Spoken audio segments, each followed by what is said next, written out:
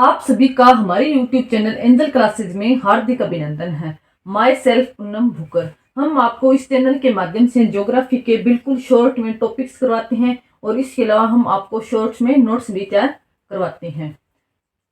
आज हम आपके लिए एक नया टॉपिक लेके आए हैं जिसका नाम है सूर्य तप यानी सोलर इंसोलेशन। आज हम आपको यह टॉपिक करवाएंगे, सूर्य तप यानी सोलर इंसोलेशन। पहले बात करते हैं सोलर इंसोलेशन या फिर सूर्य तप कहते किसे हैं। जो मैं बोलती हूँ या फिर मैं आपको नोट करवाती हूँ वो साथ साथ में अपने नोट्स में नोट डाउन करते रहिए। इसके अलावा आपको कहीं से और से पढ़ने की जरूरत नहीं पड़ेगी। अगर आप ये सारा कुछ लिख लेते हो तो आप इसका रिवीजन करते रहिए। पृथ्वी पर सूर्य की ऊर्जा की प्राप्ति, सूर्य तप किसे कहते हैं? पृथ्वी पर सूर्य की ऊर्जा की प्राप्ति को ही सूर्य तप कहते हैं। यानी हमारी पृथ्वी पर सूर्य से आने वाली विकिरणों को सूर्य तप कहा जाता है। यानी सूर्य से जो तापमान प्राप्त होता है, सूर्य की ऊर्जा को हम सूर्य तप के नाम से या फिर सोलर इंसोलेशन के नाम से जानते हैं। समझ आ गया? पृथ्वी पर सूर्य की ऊर्जा की प्राप्ति को सोलर इंसोलेशन या फिर सूर्य तप कहा जाता है, जिसे हम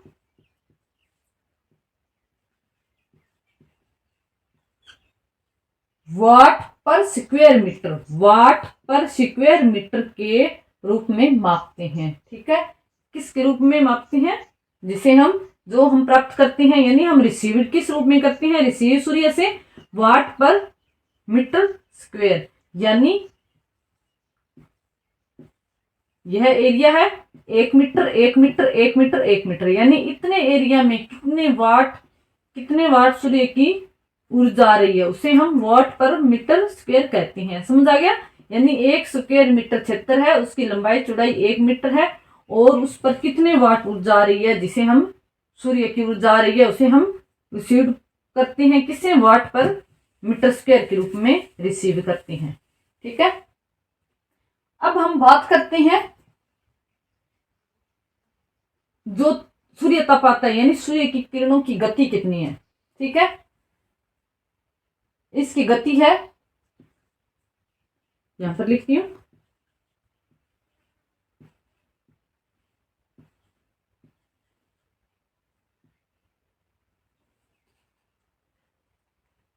तीन लाख। कितनी हो गई?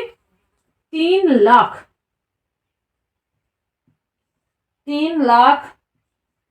किलोमीटर पर सेकंड। ठीक है, याद रखना 3 लाख किलोमीटर पर सेकंड किसकी गति है? सूर्य की किरणों की गति है। ठीक है, और इससे धरातल पर आने पर कितना टाइम लगता है? 8 मिनट 20 सेकंड।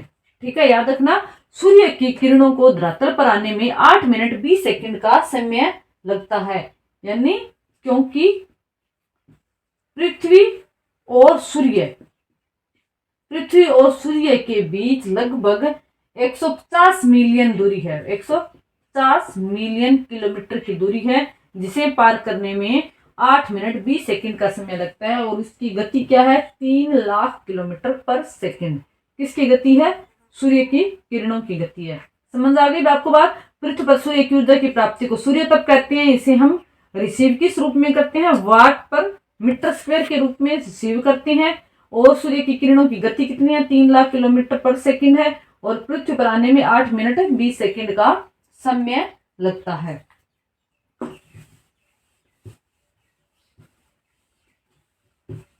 ठीक है, अब हम बात करते हैं सूर्य से आने वाली किरणों को विकिरण कहा जाता है। यह भी याद रखना, सूर्य से आने वाली किरणों को विकिरण कहते हैं। कुछ विकिरण के नियम हैं, विकिरण के कुछ नियम होते हैं, उसके बारे में बात करते हैं। जो मैं आपको ये लिखवा रही हूँ उसे याद करना अच्छे से, इनसे कॉन्सेप्ट के क्वेश्चन बनते हैं। ठीक है, तो पहले लिखिए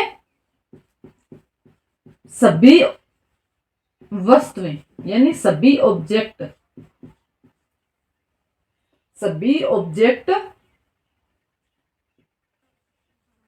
विकिरण छोड़ते हैं या फिर एमिट करते हैं, रेडिएशन एमिट करते हैं। विकिरण को हम रेडिएशन भी कहते हैं, ठीक है। सभी वस्तुएं विकिरण छोड़ते हैं, यानी जितनी भी वस्तुएं हैं, कोई भी वस्तु है चाहे वो ठंडी है या फिर गर्म है, सारी वस्तुएं विकिरण छोड़ती है यानी गर्मी छोड़ती है, ठीक है। याद रखना, तापमान छोड़ती है यानी सभी ऑब्जेक्ट एमिट करते हैं, क्या, रेडिएशन को एमिट करते हैं, ठीक है। याद रखना पहला रूल। दूसरा हो गया जो गर्म वस्तुएं हैं यानी हॉटर ऑब्जेक्ट है, जो गर्म वस्तुएं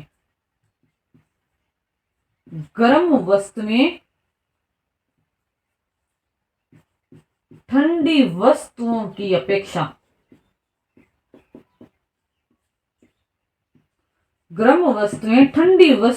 अपेक्षा ज्यादा विकिरण छोड़ती है, ठीक है।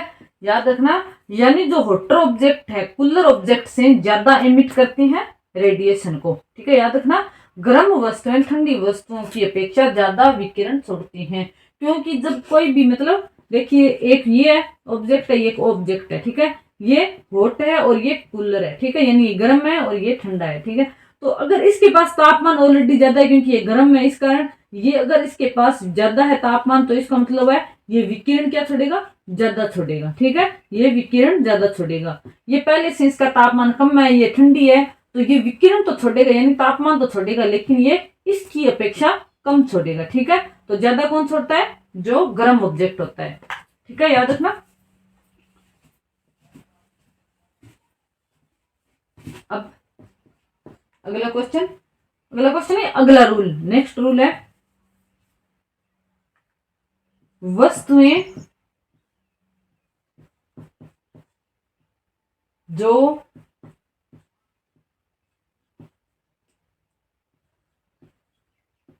अच्छे से ऊष्मा का अवशोषण करती है,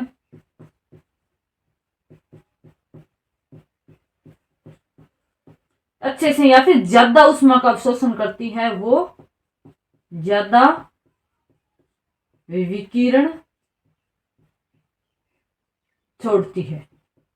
लिखना यहां पर छोड़ती है, यानी जो वस्तुएं ज्यादा ऊष्मा का यानी अच्छे से ऊष्मा का अवशोषण यानी ऑब्जर्व करती है, ठीक है, ऑब्जर्व करती है, वह रेडिएशन को एमिट भी ज्यादा करती है। यानी जो गुड ऑब्जर्व है, ठीक है, यानी जो गुड ऑब्जर्व है वो एक गुड एमिटर भी होगा, ठीक है, किसका, रेडिएशन का, ठीक है। जो वस्तुएं अच्छे से ऊष्मा का अवशोषण या फिर ज्यादा ऊष्मा का अवशोषण करती है, वो वस्तुएं विकिरण भी ज्यादा छोड़ती है, ठीक है। ये याद रखना, विकिरण के नियम, इससे क्वेश्चन आता है। यानी सभी वस्तुएं विकिरण छोड़ती है, गर्म वस्तुएं ठंडी वस्तुओं की अपेक्षा ज्यादा विकिरण छोड़ती है, और इसके अलावा वस्तुएं जो अच्छे से ऊष्मा का अवशोषण करती है, वो विकिरण भी अच्छे से, मतलब ज्यादा छोड़ती है। जो ज्यादा, मतलब अगर अवशोषण ज्यादा करेगी तो वो फिर छोड़ेगी भी ज्यादा, ठीक है, ये याद रखना।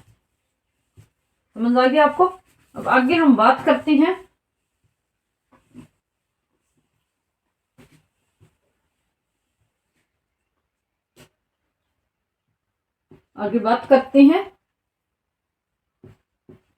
तापमान का सामान्य वितरण।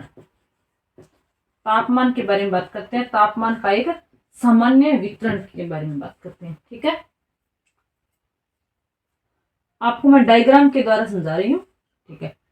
ये क्या है, 0 डिग्री भूमध्य रेखा,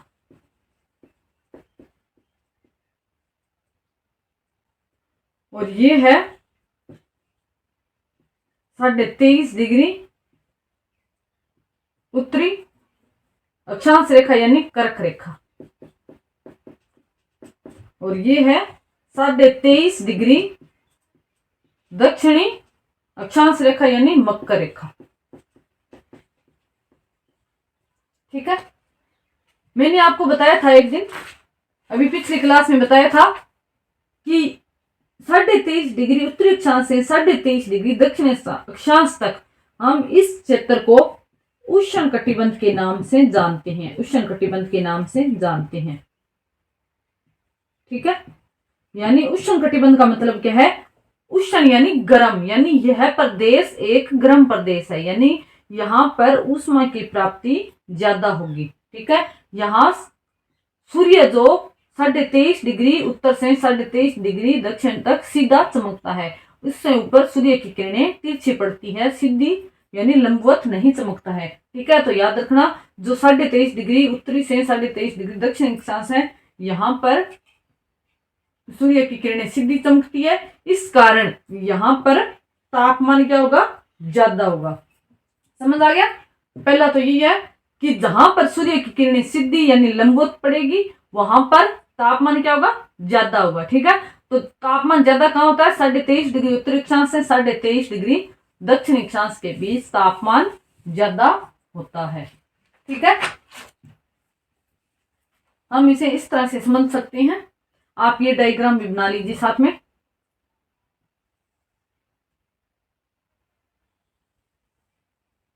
जैसे ये पृथ्वी है,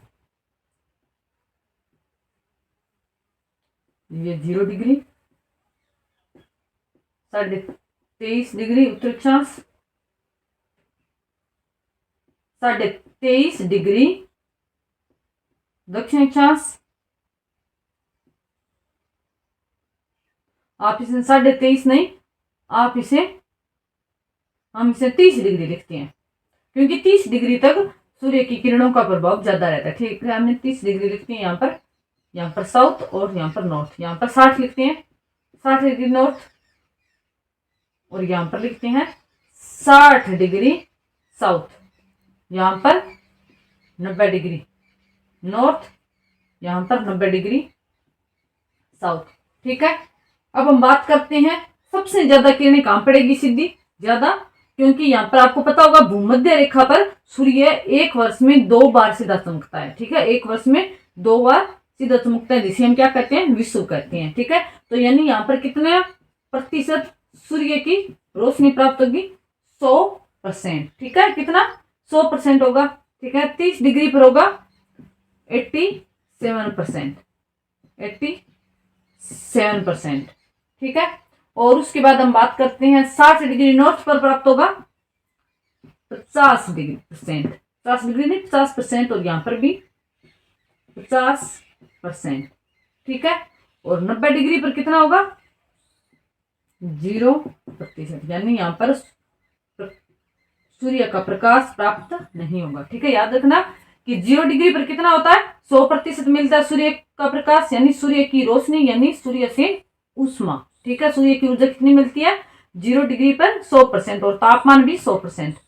ठीक है, और 30 डिग्री उत्तरी अक्षांश पर 87, 30 डिग्री दक्षिण अक्षांश पर 87%। ठीक है, और उसके बाद 60 डिग्री उत्तरी अक्षांश पर 50%, और 60 डिग्री दक्षिण अक्षांश पर भी 50%।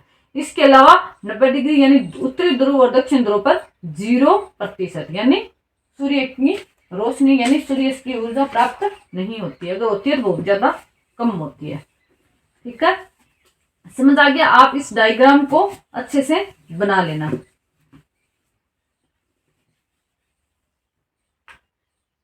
ठीक है, यानी जो उष्ण कटिबंध है, यानी आप इसमें लिख सकते हो उष्ण कटिबंध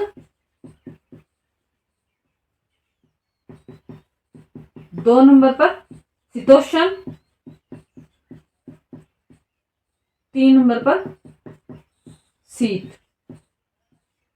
ठीक है, उष्ण कटिबंध, शीतोष्ण कटिबंध और यानी ट्रॉपिकल, टेम्परेट और फ्रीजर। ठीक है, समझ आ गया? उष्ण, शीतोष्ण और शीत कटिबंध, इन तीनों में तापमान का वितरण समझ आ गया। सबसे ज्यादा उष्ण कटिबंध में, फिर शीतोष्ण में और फिर शीत में।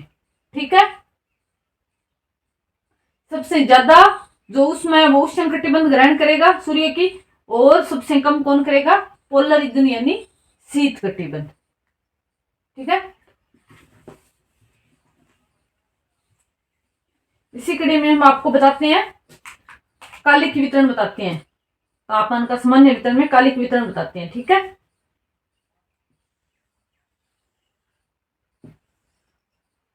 ठीक है।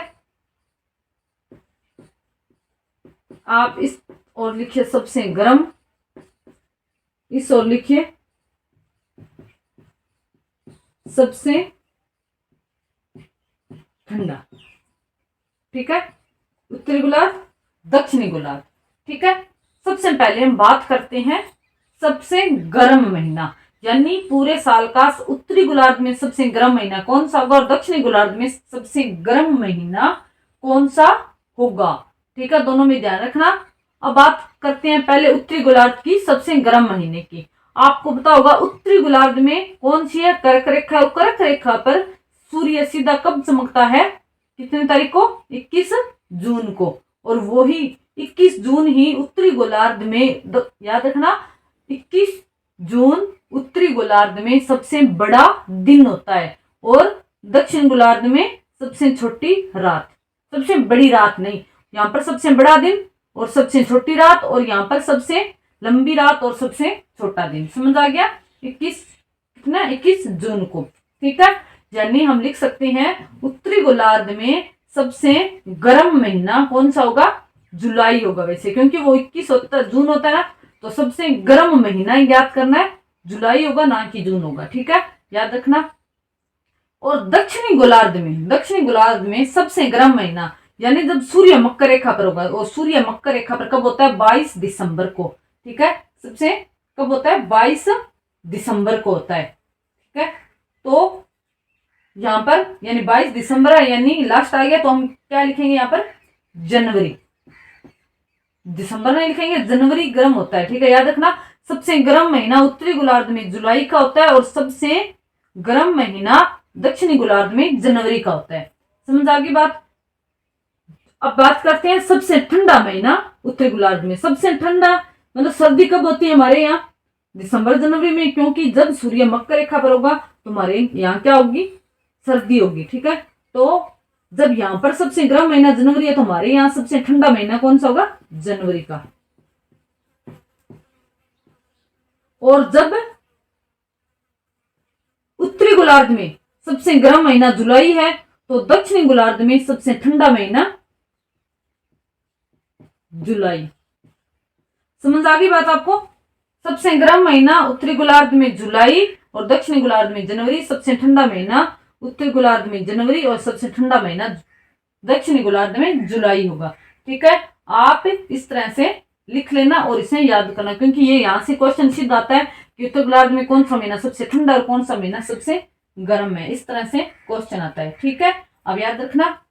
इसके अलावा मैं आपको एक चीज और बताती हूँ, जहां से क्वेश्चन आता है सीधा, आप लिखिए जब विश्व होता है, यानी जब सूर्य भूमध्य रेखा पर होता है, विश्व में औसत तापमान होता है सभी जगह पूरी पृथ्वी पर औसत तापमान होता है। यहां पर लिख लीजिए विश्व में औसत तापमान होता है। और जब संक्रांति होती है, संक्रांति, ठीक है, तो तापमान अधिकतम और न्यूनतम होता है।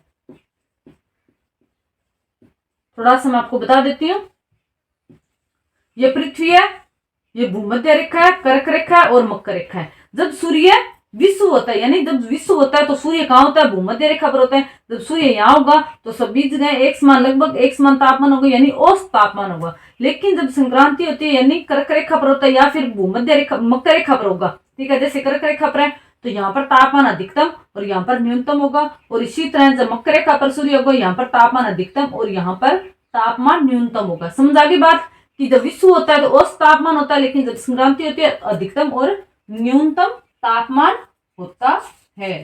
ठीक है, आप इसे याद रखना। अब हम बात करते हैं दैनिक तापमान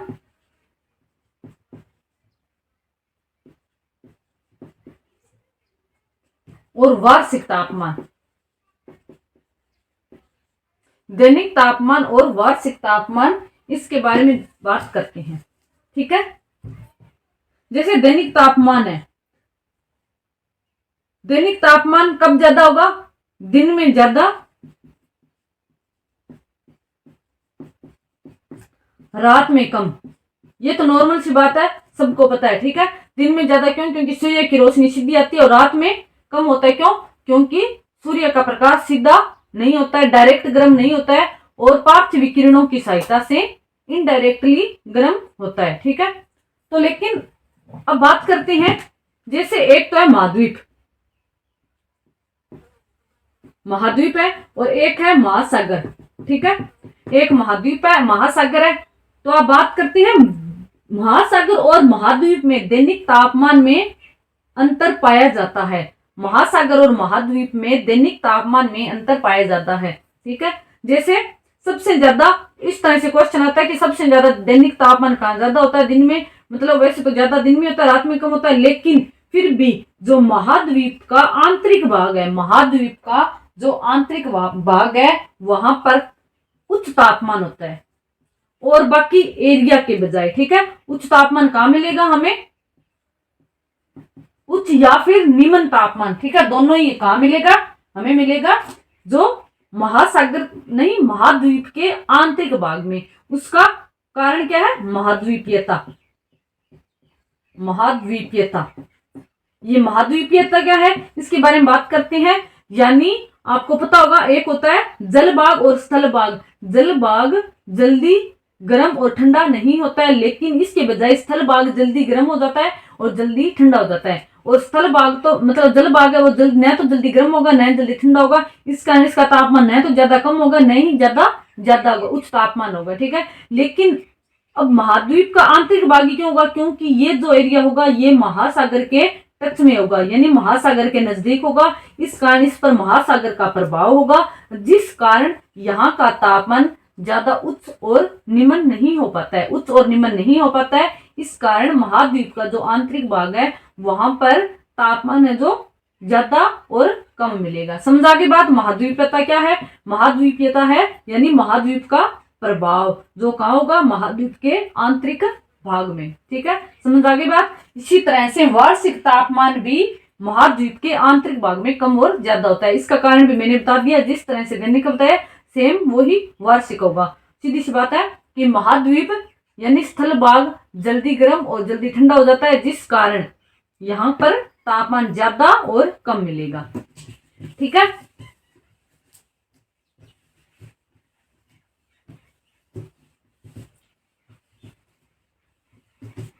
अब इसके अलावा बात करते हैं, मतलब महाद्वीप पर वैसे तापांतर ज्यादा और कम ही होगा। मतलब आप ये भी नोट डाउन करना, महाद्वीप पर तापांतर ज्यादा, महासागर पर कम होता है, ठीक है। जैसे ये महाद्वीप है, यहाँ का जो आंतरिक भाग है, वहां पर दिन का तापमान ज्यादा होगा और रात का महासागर की अपेक्षा ज्यादा कम होगा, और दिन का तापमान महासागर की अपेक्षा ज्यादा होगा। तो इस कारण दिन और रात का तापमान में अंतर ज्यादा कहाँ होगा? महाद्वीप पर होगा, और महासागर पर कम होगा। ये क्वेश्चन भी आता है, आप इसे अच्छे से याद करना कि महाद्वीप पर तापांतर ज्यादा और महासागर पर तापांतर कम होता है। जो कि तापांतर यह वार्षिक भी हो सकता है और यह दैनिक तापांतर भी हो सकता है। तापांतर यानी एक जो उच्च तापमान है, एक टाइम जैसे 20 डिग्री तापमान है, कहाँ का? दिन का तापमान जैसे 20 डिग्री है, और रात का तापमान जैसे कि 6 डिग्री है, ठीक है। सर्वाधिक उच्च तापमान कब हुआ? दिन का 20 डिग्री और रात का 6 डिग्री। जो इनका अंतर होगा वो होगा तापांतर, यानी महाद्वीप पर तापांतर ज्यादा और महासागर पर तापांतर कम होता है। आप इसे अच्छे से याद रखना। अब हम बात करते हैं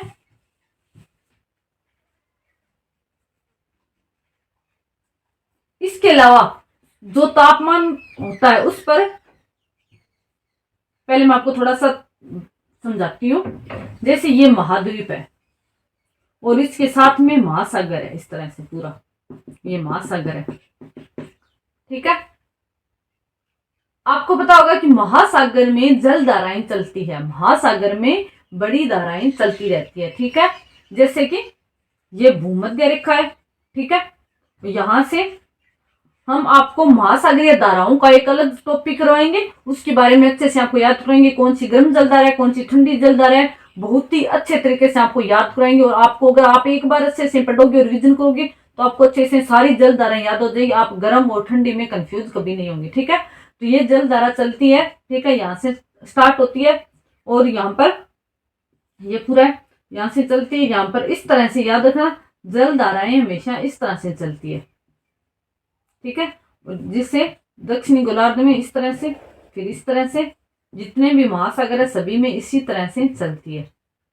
ठीक है, समझ आ गया, यानी एक पूरा चक्कर बनाती है। ठीक है, यहां से स्टार्ट होता है और यहीं पर आकर खत्म होता है। ठीक है, ये पूरा एक रोटेशन चलता रहता है। ठीक है, अब आप बात कीजिए, देखिए यहां से ये जल धारा चली। ठीक है, यहाँ क्या है, विषुवत रेखा है और यहाँ का पानी क्या है, गर्म है, यानी ये कौन सी जल धारा होगी, ये गर्म जल धारा होगी। ठीक है, यहाँ से ये जाने वाली जल धारा कौन सी होगी, ये भी गर्म जल धारा होगी, क्योंकि ये विषुवत रेखा से जा रही है। ठीक है, लेकिन ये जल धारा जो आ रही है वो कौन सी होगी, ये ठंडी जल धारा होगी। क्यों, क्योंकि ये ध्रुवों से आ रही है। इसी तरह से ये जल धारा कौन सी होगी, ठंडी जल धारा होगी। क्यों, क्योंकि ये ध्रुवों से आ रही है और ये क्या है, महाद्वीप है। और महाद्वीप का कौन सा पार्ट है, ये महाद्वीप का, यानी ये हो गया पूर्वी पार्ट और ये हो गया पश्चिमी। यानी हम कह सकते हैं कि महाद्वीप के पश्चिमी भाग में कौन सी जलधारा चलती है, महाद्वीप के पश्चिम जल भाग में ठंडी जलधारा। याद रखना, महाद्वीप के पश्चिम में ठंडी जलधारा होती है। लेकिन अगर हम महासागर का देखें तो ये कौन सा पार्ट होगा महासागर का, तो ये होगा पूर्वी, या इसे हम इसी तरह से भी लिख सकते हैं, महासागर के पूर्व में ठंडी जलधारा होती है। बस ये याद रखना। अगर आपको याद है कि महासागर, अगर आप एक याद कर लेते हो सिर्फ महासागर के पश्चिम में ठंडी जलधारा है, अगर आप सिर्फ इतना याद कर लेते हो अगर, तो सोच लेना पश्चिम में ठंडी है तो पूर्व में कौन सी होगी, गर्म होगी। और याद रखना, महाद्वीप का पश्चिमी महासागर का पूर्वी होता है। मैंने बता दिया किस तरह से, ये महासागर का पश्चिमी है। ठीक है, तो ये महासागर का कौन सा पार्ट होगा, पूर्व होगा। ठीक है, तो महासागर का पूर्व में ठंडी हो जाएगी। अगर महाद्वीप के पश्चिम में ठंडी है तो महासागर के पूर्व में ठंडी होगी। अगर महाद्वीप के पश्चिम में ठंडी हो तो महाद्वीप का दूसरा पार्ट क्या रह गया, पूर्व रह गया, तो वहां कौन सी होगी, गर्म होगी। ठीक है, तो आपको सिर्फ एक ही बात याद रखनी है कि महाद्वीप के पश्चिम में ठंडी जलधारा होती है। ठीक है, याद रखना, महाद्वीप के पश्चिम में ठंडी जलधारा होती है। तो अब एक बात बताओ, यहां पर ठंडी जलधारा है। ठीक है, और यहां पर कौन सी है, गर्म जलधारा है। ठीक है, यहां पर कौन सी है, यहां पर है गर्म जलधारा और यहां पर है ठंडी। तो तापमान ज्यादा कहाँ का होगा, यहाँ तापमान ज्यादा होगा और यहाँ तापमान कम होगा। समझ आ गया, तापमान ज्यादा कहाँ होगा, तो समझ आ गया कि तापमान पर किसका प्रभाव पड़ता है, तापमान पर जलधारा का भी प्रभाव पड़ता है। इसके बारे में आगे भी बात करेंगे। ठीक है, समझ आ गया, तो याद रखना कि प्रभाव, जैसे ठंडी जलधारा का प्रभाव पड़ता है और गर्म जलधारा का भी प्रभाव पड़ता है। ठीक है, अच्छे से याद करना। यानी महाद्वीप के पश्चिम में तापमान कम होने का कारण एक ठंडी जलधारा भी है और महाद्वीप के पूर्व में तापमान ज्यादा होने का कारण क्या है, वहां पर गर्म जलधारा चलती है। ठीक है, आपको याद हो गया, समझ आ गया।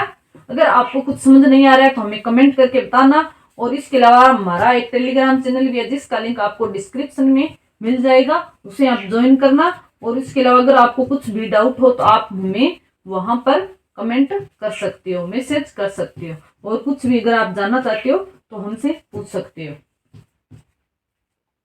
ठीक है, अब हम बात करते हैं थोड़ा सा और गया ये तापमान का। जैसे ये है गोलार्ध, ठीक है, उत्तरी गोलार्ध, और ये है दक्षिणी गोलार्ध। ठीक है, अब आपको एक क्वेश्चन पूछती हूँ मैं कि उत्तरी गोलार्ध और दक्षिणी गोलार्ध में ज्यादा तापमान किस गोलार्ध का है, ज्यादा तापमान किस गोलार्ध का, उत्तरी और दक्षिणी गोलार्ध में। ठीक है, अब इसके बारे में थोड़ा सा मैं बताती हूँ। तो जब हम बात करेंगे ज्यादा किसका होगा, तो होगा उत्तरी गोलार्ध का, तापमान ज्यादा होगा, तापमान ज्यादा होगा किसकी अपेक्षा, दक्षिणी गोलार्ध की अपेक्षा। याद रखना, दक्षिणी गोलार्ध की अपेक्षा उत्तरी गोलार्ध का तापमान ज्यादा होगा। इसका रीजन क्या है, ठीक है, वैसे तो क्योंकि सूर्य कर्क रेखा से मकर रेखा के बीच रहता है। ठीक है, तो मतलब सूर्य की रोशनी तो बराबर आती है, लेकिन फिर भी तापमान ज्यादा होने का कारण क्या है, क्योंकि आप यहां पर नोट डाउन करना, उत्तरी गोलार्ध में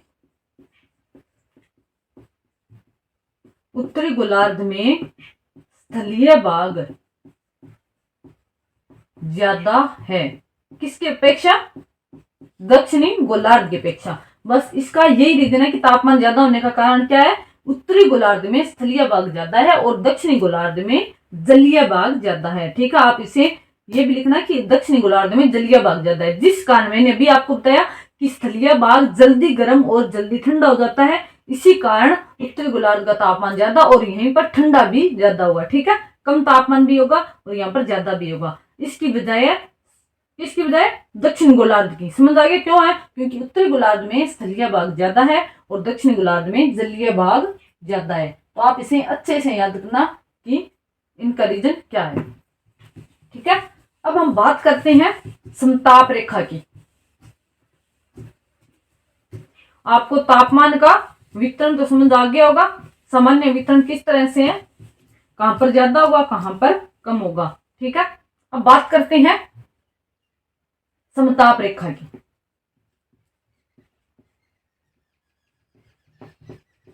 समताप रेखा की बात करते हैं। पहले तो समताप रेखा कहते किसे हैं, यहां पर लिखिए औसत तापमान को जोड़ने वाली रेखा। ठीक है, यानी आइसोथर्म भी कहते हैं, समताप रेखा को आइसोथर्म भी कहते हैं। उस तापमान को जोड़ने वाली रेखा को हम समताप रेखा के नाम से जानते हैं। याद रखना, उस तापमान को जोड़ने वाली रेखा को समताप रेखा यानी आइसोथर्म के नाम से जाना जाता है। ठीक है, अब देखिए नीचे नोट डाउन करिए। समताप रेखा पृथ्वी के अक्षांश के समांतर होती है। जो भी मैं आपको लिखवा रही हूं याद रखना वह है मोस्ट इंपॉर्टेंट है। ठीक है, इस नहीं कि ऐसा आपके काम का नहीं, याद रखना मोस्ट इंपॉर्टेंट है और इसे जरूर याद रखना। समताप रेखा जैसे ये है 0 डिग्री अक्षांश रेखा, इसी तरह से 23.5 डिग्री 23.5 डिग्री, इसी तरह जो ये अक्षांश रेखा है इनके समांतर होती है। अब वो क्यों होती है? क्योंकि आपको पता है 0 डिग्री पर सूर्य की रोशनी अगर 0 डिग्री पर यहाँ पर सीधी पड़ रही है तो यहाँ पर भी सीधी पड़ेगी, यानी इसका तापमान जो पूरी रेखा इसका तापमान लगभग औसत तापमान क्या होगा, समान होगा। ठीक है, वैसे ऐसा नहीं है कि यहाँ पर अगर यहाँ पर 4 डिग्री है तो यहाँ पर भी 4 डिग्री होगा, नहीं 4 डिग्री तो होगा नहीं। यहाँ पर अगर मान लीजिए 20 डिग्री है तो यहाँ पर 40 डिग्री हो जाएगा, ऐसा नहीं होगा। अगर यहाँ पर 20 है तो यहाँ पर भी 20 होगा। ये भी नहीं कि 20 होगा तो 21 है तो इसे हम अलग नहीं मानेंगे। ठीक है, तो यानी औसत तापमान देखना, हमें औसत तापमान क्या होगा, समान होगा। इसी तरह से समताप रेखा, क्योंकि अगर यहाँ पर जितना तापमान है लगभग तापमान वही रहे, वो ही सेम रहेगा। लेकिन हाँ हो सकता है, मैंने भी आपको बताया था ना महाद्वीपीयता का प्रभाव, यानी अगर यह एक जलीय पार्ट है यानी जलीय भाग और ये एक स्थलीय भाग है तो यहाँ पर तापमान थोड़ा ज्यादा होगा। क्यों होगा? क्योंकि स्थलीय भाग जल्दी गर्म और ठंडा हो जाता है, इस कारण यहाँ का तापमान थोड़ा ज्यादा होगा और यहाँ का तापमान कम होगा। ठीक है, या फिर यहाँ का तापमान कम होगा और यहाँ औसत तापमान रहेगा। ठीक है, तो याद रखना समताप रेखा पृथ्वी के अक्षांश के समांतर होती है। अब आगे लिखिए, इसी में महासागर पर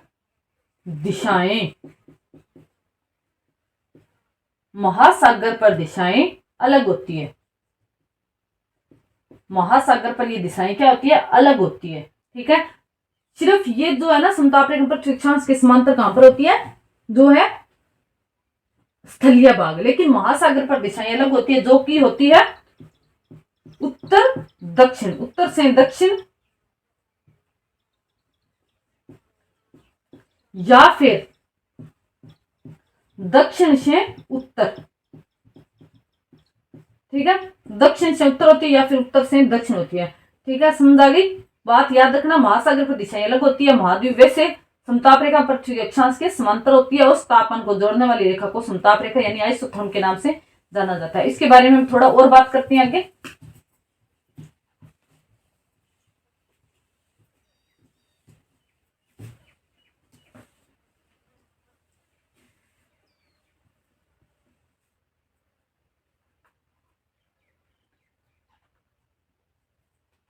आप यहां पर लिखिए समताप रेखा, समताप रेखा समुद्र तट पर मुड़ी होती है, थोड़ी मुड़ी भी होती है, ठीक है, मुड़ी हुई। याद रखना समताप रेखा समुद्र तट पर, जैसे कि ये महाद्वीप है और ये महासागर है, ठीक है। तो जैसे इस तरह से है, लेकिन यहाँ पर क्या होगी, मान लीजिए यहाँ का तापमान 30 है, लेकिन महासागर का तापमान इतना ज्यादा नहीं होगा, क्योंकि महाद्वीप का जितना ज्यादा उतना ज्यादा नहीं होगा। मान लीजिए यहाँ का तापमान हो गया 20 डिग्री है, तो मतलब ये सीधी से यहाँ से ऐसे मुड़ जाती है, ठीक है। अगर मान लीजिए इसी तरह से हम बात करते हैं, यहाँ का तापमान 3 डिग्री है, ठीक है, तो यहाँ का तापमान, महासागर का तापमान इतना ज्यादा नहीं होगा, तो यहाँ पर मान लीजिए यहाँ पर कितना होगा, 15 डिग्री होगा। तो यहाँ 3 डिग्री, जो ये 3 डिग्री इसी दिशा में है, तो ठीक है, समांतर होगी ये, लेकिन यहाँ से आकर क्या, ये मुड़ जाएगी इस तरह से। समझ आ गई बात आपको कि महासागर किस तरह से मुड़ी होती है? समझ आ गई। समताप रेखा समुद्र तट पर, और यहाँ की ये दिशा क्या हो गई, उत्तर से दक्षिण, क्या हो गई ये, उत्तर से दक्षिण, और ये दक्षिण से उत्तर हो गई। आपको अच्छे से समझ आ गया कि समताप रेखा समुद्र तट पर मुड़ी हुई क्यों होती है और ये उत्तर से दक्षिण क्यों होती है। इसके अलावा हम बात करते हैं समताप रेखा के बारे में आगे थोड़ा सा। ग्रीष्म काल में भूमध्य रेखा की ओर विस्थापित, जो समताप रेखा है भूमध्य रेखा की ओर विस्थापित हो जाती है। मैं आपको समझाऊंगी आगे, थोड़ा सा आप लिख लीजिए पहले, भूमध्य रेखा की ओर विस्थापित। सेम लिखिए, शीतकाल में ध्रुवों की ओर विस्थापित। आप ये नोट करना, आगे मैं आपको समझाती हूँ किस तरह से विस्थापित, ठीक है। याद रखना, ग्रीष्म काल में भूमध्य रेखा की ओर विस्थापित हो जाती है, क्या हो जाती है, विस्थापित समताप रेखाएं, और शीतकाल में ध्रुवों की ओर विस्थापित हो जाती है, ठीक है। मैं आपको थोड़ा सा यहां पर समझाती हूँ, ठीक है। जैसे यहां पर कितनी है, समताप रेखा की बात करते हैं, अक्षांश रेखा नहीं, मैं समताप रेखा की बात करें, ठीक है। मान लीजिए ये 20 डिग्री है, ये 15 डिग्री है, ठीक है। आगे हम बात करते हैं, ठीक है। अब बात करते हैं ग्रीष्म काल की, जैसे यहाँ पर ये नॉर्मल है, ठीक है। अब ग्रीष्म काल आ गया है, तो यहाँ पर ये जो 20 डिग्री है, क्योंकि यहाँ पर तापमान ज्यादा होगा, तो हो सकता है ये 20 डिग्री यहाँ पर आ जाए और ये 15 डिग्री बन जाए और ये 10 डिग्री, इस तरह से ये क्या हो गई, भूमध्य रेखा की ओर विस्थापित हो गई, क्योंकि तापमान क्या होगा, यहाँ पर ज्यादा हो गया। तो यहाँ पर मतलब जो पहले यहाँ पर मान लीजिए 30 डिग्री था, वहां पर अब क्या हो गया, 35 डिग्री हो गया, ठीक है। इसी तरह से जहां पर ये 20 था वहां पर 25 हो गया। समझ आ गई। तो ये क्या होगी, विस्थापित हो जाएगी, क्या पर विस्थापित हो जाएंगी, भूमध्य रेखा की ओर विस्थापित हो जाएंगी, जो ये समताप रेखाएं हैं। इसी तरह से बात करती हूं मैं शीतकाल की, ठीक है। जैसे ये 20 डिग्री है और ये 15 डिग्री है। अब शीतकाल में हो सकता है ये जो 15 डिग्री है ये 10 डिग्री हो गई हो, ठीक है। तो ये क्या होगा, ये नीचे की ओर कहां पर विस्थापित होंगी, ध्रुवों की ओर विस्थापित हो जाएगी, ठीक है। ये जो 15 डिग्री है, अब ये यहाँ पर नीचे आ जाएगा 15 डिग्री, ये नीचे आ जाएगा 15 नहीं, ये 10 डिग्री हो जाएगा, और ये नीचे, मतलब ये किस ओर आ जाएगी, ध्रुवों की ओर आ जाएगी, और ये भूमध्य रेखा की ओर आ जाएगी। समझ आ गई आपको बात, ठीक है। ध्रुवों की ओर विस्थापित होती है कब, शीतकाल में, और ग्रीष्म काल में भूमध्य रेखा की ओर विस्थापित हो जाती है। जो ये 20 डिग्री है वो नीचे आ जाएगी, और ये इस तरह से सारी क्या हो जाएगी, नीचे आ जाएगी, ठीक है। किसकी ओर, भूमध्य रेखा की ओर, और शीतकाल में किस ओर आ जाएगी, ध्रुवों की ओर आ जाएगी। तो इसे याद रखना।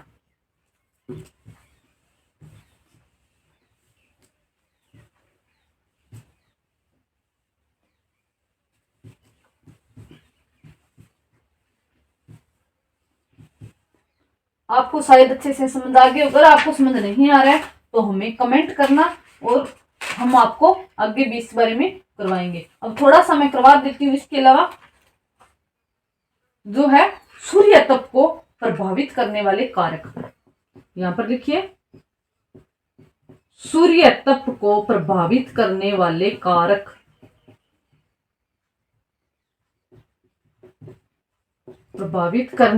कारक,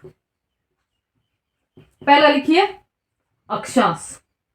मैं आपको साथ साथ में समझाऊंगी भी, आप इसे अच्छे से याद रखना। सूर्य तप को अक्षांश किस तरह से प्रभावित करता है, जैसे ये गोलार्ध हो गया, मतलब उत्तरी गोलार्ध, और ये दक्षिण गोलार्ध, ये 0 डिग्री, और ये मान लीजिए 10 डिग्री, ये 20 डिग्री, ठीक है, 37, 40, ठीक है।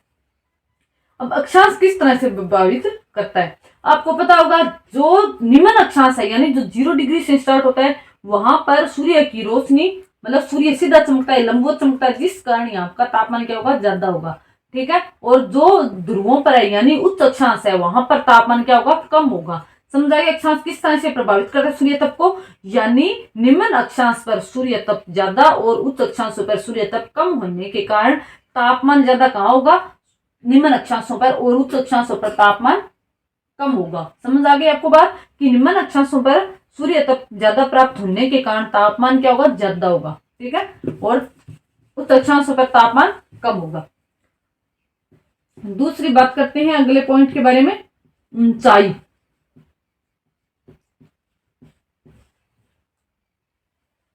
ठीक है, अब बात करते हैं ऊंचाई के बारे में। ठीक है, आपको पता होगा जब हम धरातल से समुद्र तल से ऊंचा जाते हैं, समुद्र तल से ऊंचाई पर जाते हैं तो तापमान कम होता है। ठीक है, आपको पता होगा, और कितना कम होता है, 1 किलोमीटर में 6.5 डिग्री सेल्सियस तापमान कम हो जाता है। ठीक है, तो यानी जो स्थान समुद्र तल से जितना ज्यादा ऊंचा होगा वहां पर सूर्य मतलब तापमान उतना कम होगा। ठीक है, याद रखना, जो स्थान समुद्र तल से जितना ज्यादा ऊंचा होगा वहां पर तापमान उतना कम होगा। ठीक है, तो समझ आ गया कितना होगा वो, जो 1 किलोमीटर की ऊंचाई पर जाने पर 6.5 डिग्री सेल्सियस तापमान कम हो जाता है। इस बारे में मैंने आपको कल के लेक्चर में भी बताया था। ठीक है, तो याद रखना 1 किलोमीटर की ऊंचाई पर जाने पर 6.5 डिग्री सेल्सियस तापमान कम हो जाता है। तो ऊंचाई किस तरह से प्रभावित करती है, समझ आ गया। आगे बात करते हैं, तीसरी पॉइंट है महाद्वीप या फिर महासागरीय विस्तार। महासागर का विस्तार, अभी मैंने इस बारे में आपको बताया भी था, एक बार और बता देती हूँ।